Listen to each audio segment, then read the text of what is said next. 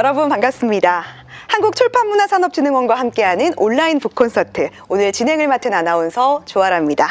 코로나19로 예상하지 못한 시간들이 조금씩 길어지고 있습니다. 이렇게 어려움이 길어진 상황 속에서 여러분들께 위로의 시간을 드리고자 특별한 시간을 마련했는데요.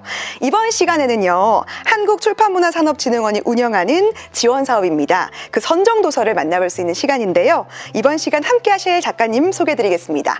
아날로그 필름메이커 장현경 작가님 모시겠습니다. 작가님 반갑습니다. 네, 반갑습니다. 저 작가님 유튜브를 조금 봤어요. 아, 네네. 네, 활발히 활동을 하시는 것 같습니다. 저도 구독자 중에 한 명입니다. 아, 감사합니다. 네.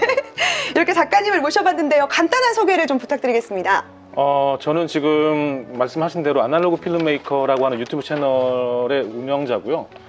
유튜버라고 하기에는 조금 그래도 이제 좀 애매한, 왜냐하면 저는 영상 제작자로서 또 올해 한 15년 정도 활동을 했었고요. 네. 그리고 기회가 닿아서 또 똑같은 이름의 또 아날로그 필름메이커라는 책도 발간했고요. 예전에는 이제 회사를 다니는 영상 제작자였는데 한 5년 전, 6년 전부터 이제 제 이름으로 된 회사를 운영하고 있는 영상 제작자입니다. 성공하셨네요. 네. 네, 이렇게 서울책보고의 북콘서트 정말 다양한 주제를 만나보고 있지만 영상에 대한 주제는 또 처음 다뤄보는 것 같습니다. 작가님 도서 앞에 나와 있는데요. 어떤 도서인지 간단하게 설명을 부탁드릴게요. 일단 유튜브라고 하는 그 주제는 우리 모두가 다 알고 있고 또 즐겨 보고 있고 그런 뭐 제가 따로 설명을 드리지 않아도 너무나 잘 알고 있는 플랫폼이잖아요. 그런데 이제 그 많은 분들이, 저도 그랬어요. 이 유튜브 영상을 오랫동안 보면서 저는 그냥 유튜브를 본다 이렇게만 생각했었거든요. 근데 실제로 1년에 하루에 66년치 분량의 영상이 이제 유튜브에 올라온다고 해요. 그러면 이제 그런 생각을 하게 되더라고요. 네. 그러면 나는 시청자였지만 이렇게 수많은 영상, 어떻게 보면 내가 감당할 수도 없을 만큼의 수많은 분량의 영상이 올라오는 이 플랫폼에서 반대쪽에서는 그만큼 많은 사람들이 영상을 만들고 있다는 그런 뜻이기도 하잖아요. 그래서 우리가 생각을 바꾸면 유튜브 안에서 시청자로서만 머무는 것이 아니라 어떻게 보면 제작자, 창작자로서도 충분히 될 수 있다.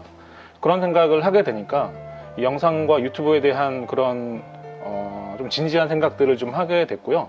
그리고 이제 유튜브는 사실 그냥 유튜브라고 하는 어떤 현상에만 머물러 있어서 이게 영상을 만드는 것이라고 하는 것과 이렇게 매치가 잘 안 되는 경우가 많이 있는 것 같아요. 네. 그래서 이제 마케터들이 유튜브를 분석하는 그런 경우도 많고 또 IT 전문가가 유튜브를 분석하는 경우도 많은데 실제로 영상 제작자의 시각으로 유튜브를 분석하는 책은 좀 없는 것 같아서 뭐 이쯤에서 영상 제작자의 시선으로 한 번 정도는 이런 책이 나와도 되지 않을까 이런 생각이 들어서 책을 발간하게 됐습니다. 특별한 시선으로 바라보는 유튜브 네. 세계였습니다. 작가님의 이력을 보니까요, 방송국을 시작으로요, 네. 광고, 영상, 1인 영상 제작자로서 정말 영상 분야에서는 전문가라는 호칭이 잘 어울리실 것 같은데 작가님이 생각하는 영상은 어떤 걸까요?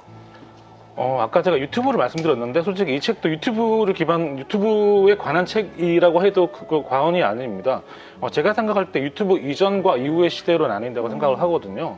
유튜브 이전에는 영상은 권력이라고 저는 생각을 했었어요. 왜냐하면 만드는 사람과 보는 사람의 그 포지션이 명확히 구별되고 우리는 뭐 영상을 만들 수 있는 어떤 큰 장비도 없고 편집할 수 있는 방법도 없고 더군다나 그 영상을 보여줄 수 있는 방법도 없었기 때문에 어떤 특정한 사람들만이 할 수 있는, 그래서 저는 이게 특별한 사람이 뭔가를 할 수 있다라고 생각된다면 저는 그거는 권력이라고 생각이 들거든요. 왜냐하면 하고 싶은 말을 들어야 되니까 우리는 그 누군가는 계속 하고 싶은 말을 할 수 있으니까. 그 유튜브 이전에는 저는 영상은 권력이라고 생각이 들어요. 그런데 이제 유튜브 이후에 물론 유튜브가 모든 것을 바꾸지는 않았겠지만 유튜브라고 대변되는 이 시대의 변화의 흐름 속에서 영상을 이제 모든 사람들이 편집할 수 있고 촬영할 수 있는 시대가 됐잖아요. 아나운서님도 이제 원하시면 영상을 언제든지 만들어서 올릴 수 있는 그런 시대가 됐잖아요. 네. 그러다 보니까 영상은 모든 사람들이 같이 공유하고 온라인 세상 속에서 이제 커뮤니케이션하는 도구다. 그래서 저는 영상은 언어다 이렇게 책에서도 그렇게 이야기를 했습니다. 영상은 언어다. 네네. 이 문구가 참 마음에 와닿습니다. 네. 목차를 보고 제목에서 알 수 있듯이 영상에 대한 전반적인 이야기를 담아주셨는데요. 말 그대로 유튜브 크리에이터 입문자들에게도 참 좋은 책일 것 같습니다. 유튜브 크리에이터 입문자 이것만은 꼭 지켜라 라는 팁이 있을까요? 사실 진입장벽은 낮지만 모두가 성공할 수 있는 건 아닌 것 같아요. 이게 좀 쉽지 않은 말인데요. 물론 아까 말씀드렸듯이 어떤 마케터로서 유튜브에 대해 말을 해줄 수 있고 또 IT 전문가로서 혹은 뭐 파워 블로그로서 굉장히 유튜브를 시작하시려고 하는 분들에게 해줄 수 있는 말들이 많을 텐데 이제 그런 말은 거기서 들으시면 되고요. 저는 이제 어차피 영상 제작자니까 영상 제작자로서 드리고 싶은 말씀은 저는 이제 영상이 가지고 있는 고유한 힘을 조금 알았으면 좋겠다라는 생각이 들어요. 고유한 특성을 제대로 이해하지 못하고 영상을 만들면 영상이라고 하는 그 기능의 반쪽밖에 사용하지 못하는 그런 계기가 그런 어떤 게 되지 않나. 그래서 영상이 단순히 그냥 나는 그냥 편집하고 촬영하고 올린다라는 것에 그치지 마시고 영상이 가지고 있는 힘이 도대체 뭘까 생각하시면 조금 더 진지하게 좀 더 재미있게 효과적으로 만들 수 있지 않을까. 네, 유튜브 채널 운영에 있어서 입문하시는 분들 첫 번째 생각이 들면요. 아, 내가 장비가 뭐가 필요하지? 마이크가 필요한지 사실 너무나 많은 장비들이 있잖아요. 어떤 카메라를 써야 되는지 장비에 대해서도 고민이 많을 것 같아요. 유튜브를 처음 시작할 때 어떤 장비는 꼭 필요하다, 이런 건 필요 없다, 이런 팁도 있나요? 책에 있는 내용을 말씀을 좀 드릴게요. 네. 네, 책에서 어떻게 말씀을 드렸냐면 두 가지로 말씀을 드렸어요. 처음은 내가 가지고 있는 자원으로 일단 해보라는 겁니다. 그러니까 실제로 영상을 이제 찍을 때 보통 그런 질문들을 많이 하세요. 초보의 질문이죠. 네, 그래서 이제 영상을 찍으려면 좋은 카메라가 있어야 되고, 좋은 마이크가 있어야 되고, 뭐 좋은 조명, 뭐 물론 다 있으면 좋은데, 네. 이제 그런 모든 것들을 갖추어 놓고 시작을 하게 되면 그 각각의 장비가 가지고 있는 정말 좋은 점들을 느끼기가 쉽지가 않더라고요. 네. 그래서 제 책에서 그래서 말씀을 드렸던 거는 일단은 내가 가지고 있는 것이 무엇인지 모아보고 거기서부터 시작을 해라라고 말씀을 드리고 싶었어요. 그래서 이게 가끔 이제 영상 제작자로서 조금 좀 힘이 빠지는 경우가 있는데 그게 언제냐면 유튜브를 가끔 보다 보면 영상 제작자의 관점에서 이게 말도 안 되는 수준의 영상이 있는데 굉장히 인기를 끌거나 사람들한테 많이 이렇게 호응을 받는 그런 경우가 있잖아요. 네. 그럴 때마다 이제 스스로에게 계속 물어보게 돼요. 진짜 좋은 영상이란 무엇인가. 생각해보면 좋은 장비, 좋은 그런 시설에서 찍는 것도 중요한데 사실 유튜브라는 곳이 그렇게 해서 만들어진 콘텐츠가 모두 사람들한테 많이 열광적으로 받아들여지는 것도 아니라 생각이 들거든요. 일단 내가 가지고 있는 것에서 시작을 하되 그럼에도 불구하고 내가 부족함을 이제 느끼기 시작할 때 그럴 때 하나둘씩 준비를 하고 구입을 하시면 좋겠다. 그래서 제 책에서 제가 말씀드렸던 거는 내가 내 장비를 가지고 최고의 순간을 경험하고 난 이후에 바꿔라. 이렇게 말씀을 드렸습니다. 본문 내용을 보니까요, 스토리텔링에 대해서 굉장히 말씀을 많이 해주고 계신데요. 대부분 사람들이 스토리텔링이 무슨 뜻인지는 알지만 이걸 어떻게 풀어가야 스토리텔링이 될지 잘 몰라요. 저조차도 잘 모르거든요. 스토리텔링이 뭘까요? 답하기 쉽지 않은 부분이에요.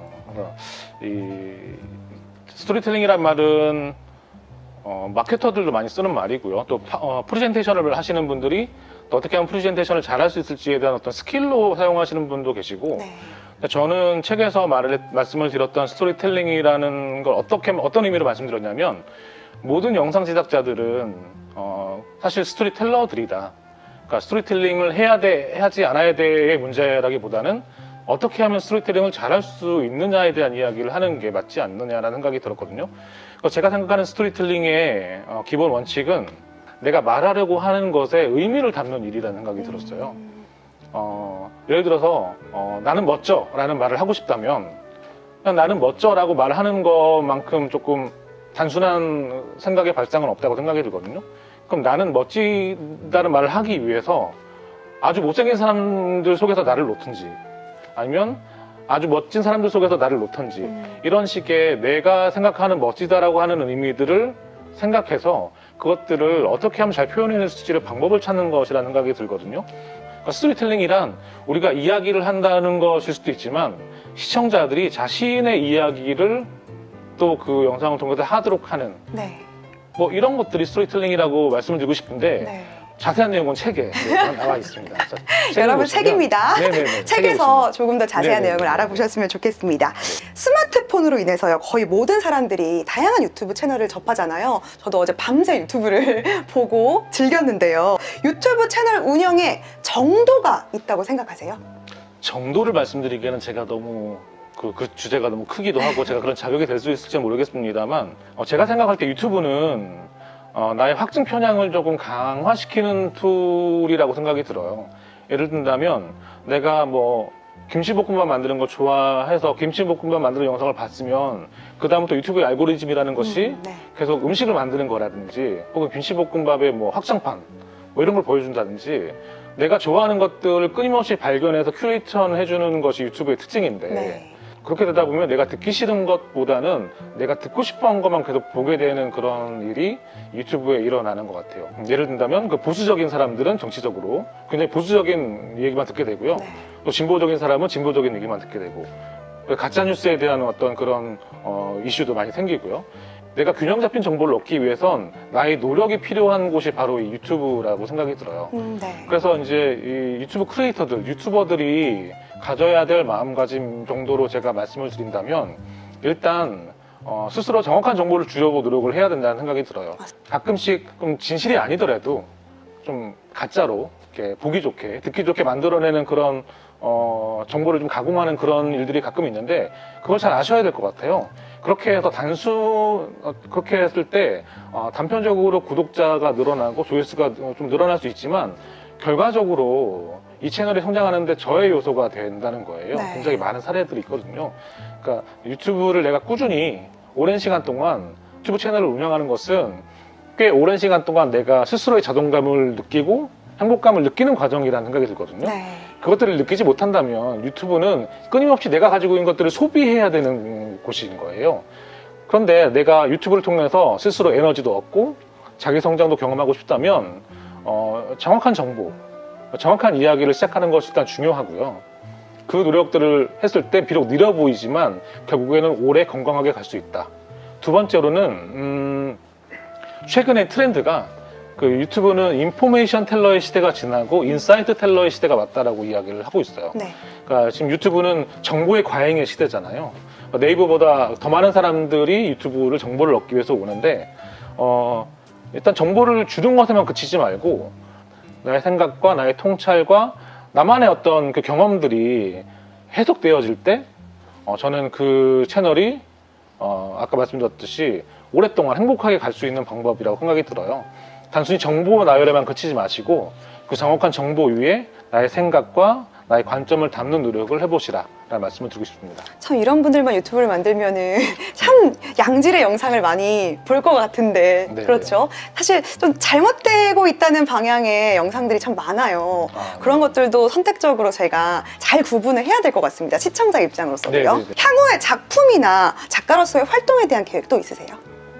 일단 그 코로나 시대 때문에 솔직히 더 가치가 높아지긴 했지만 이 라이브 스트리밍에 대한 그 중요성은 예전 코로나가 생기기 이전부터 유튜브에서 핫 트렌드 중에 하나였거든요.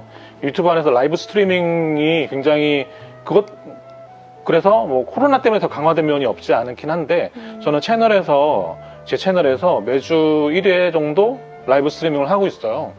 그래서 굉장히 새로운 시도들을 많이 해보고 싶고 그래서 이 올해 정도에는 조금 색다른 라이브 스트리밍 어떤 컨텐츠들을 좀 개발해서 그걸 통해서 새로운 어떤 그 컨텐츠를 제작하는 방식들에 대한 연구들도 좀 해보고 싶고요. 두 번째는 이제 제가 그 숏필름 하나를 만들어 보고 싶은 게 있었거든요. 네, 숏필름 유튜브 안에는 10분짜리 짧은 단편 영화들이 많이 있는데 이제 영상을 만드는 사람들이라면 누구나 단편 영화 하나를 만들어 보고 싶다는 생각들을 하게 돼요. 네. 그래서 올해 그걸 꼭 해보고 싶다는 생각이 들어서 그 기회가 역할의 한 명. 네네. 네. 연락처 있다가 네. 네. 알겠습니다. 네. 저도 데뷔 좀 해볼게요. 아 그래요? 네. 아, 네. 네. 알겠습니다. 그 영상을 통해서 그 작가님의 상황을 또 볼 수가 있으니까요. 어떻게 잘 지내고 계신지 이런 것도 참 재밌는 것 같아요. 그렇죠? 네. 영상을 통해서 어떤 모습을 보여줄지 기대를 좀 해보겠습니다. 좋은 영상들 많이 만들어주셨으면 좋겠어요. 네. 특별히 영상이라는 컨텐츠로 이야기를 했습니다. 스토리텔링에 대한 이야기가 참 기억에 남거든요. 네. 하나하나의 의미를 담아서 어떤 이야기를 하고 싶은지 여러분들도 영상을 만드신다면 고민해보시는 것도 좋을 것 같습니다. 네. 네, 작가님의 특별한 이야기 잘 들었고요. 더 자세한 내용과 작가님에 대해서 더 궁금하시다면 오늘 책 여러분들 많은 사랑을 주시기 바랍니다. 네. 귀한 시간 고맙습니다. 네, 감사합니다. 코로나19로 많은 분들이 어려움을 겪고 계시는데요. 이 어려움이 언제 끝날지 안다면 우리가 그 어려움들을 견뎌나가는 그런 과정들이 크게 절망적이진 않을 텐데 끝을 알 수 없는 이 코로나19라는 긴 터널 때문에 우리의 마음도 또 우리의 생각도 우리 경제적인 어려움들까지 더 무거워지는 것처럼 느껴지는 것 같습니다. 그 기간 동안 그래도 언젠가 끝날 터널이라는 그 희망을 가지고 잘 이겨낼 수 있었으면 좋겠습니다. 또 사람들을 만나지 못하는 시기에 책도 많이 읽어보시고 책을 통해서 인생의 지혜도 경험해보시고 또 그러다 보면 어느새 코로나도 마무리가 되어 있지 않을까 이런 생각이 듭니다. 모두들 힘내시고 화이팅 하시길 바랍니다.